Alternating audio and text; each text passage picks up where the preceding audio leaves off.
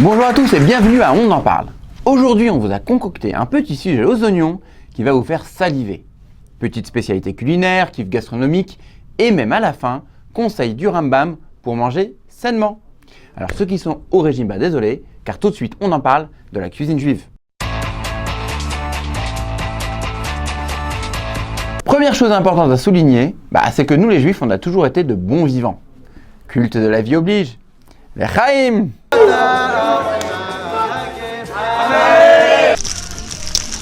Pourquoi le Shabbat, nous faisons la prière sur le vin et le pain spécialement? Car ce sont les deux aliments considérés par la Torah comme des aliments royaux.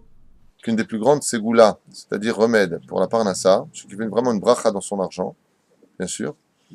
Il faut que le pain reste toujours sur la table durant tout le Shabbat Kodesh. Se régaler lors des repas de Shabbat est très important. C'est une mitzvah de boire du bon vin et de manger les mets les plus raffinés. Tu vas voir, ça fond dans la bouche. En fait, ça vient du fait que pour se rapprocher d'Hachem, en particulier durant les Shabbats et les jours de fête, on doit se rapprocher de la matière. Par le plaisir de la bonne nourriture, on ressent les bienfaits d'Hachem et on le remercie.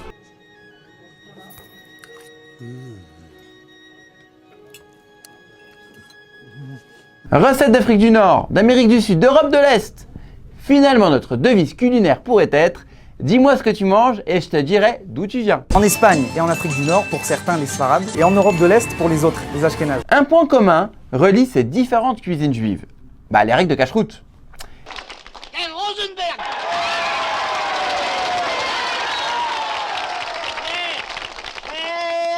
Cher cachet. Et savez-vous pourquoi on y trouve beaucoup de sortes de ragoûts? Je vais vous le dire.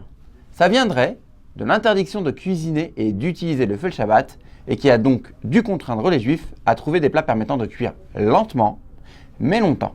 Nos sages ont instauré de manger la dafina, un plat qui nécessite d'être chauffé toute la nuit. Alors attention, manger bien c'est important, mais bien manger c'est indispensable. Et pour ça, on a comme promis les conseils du Rambam pour garder la santé.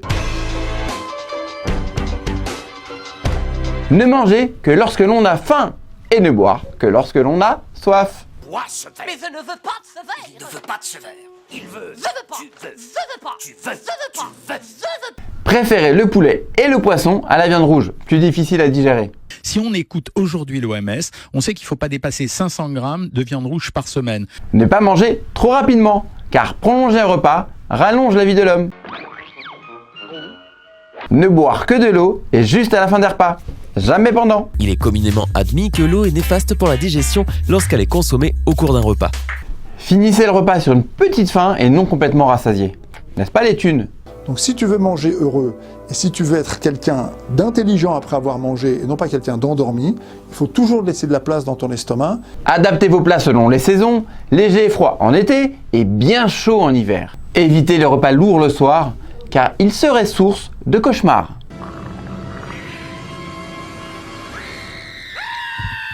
Évitez de vous coucher juste après manger, mais plutôt disons 3-4 heures après. Allez, petit moment pub.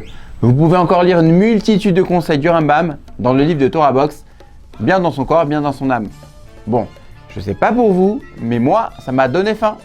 Alors on n'oublie pas le birkat à la fin du repas, et école tout va tous!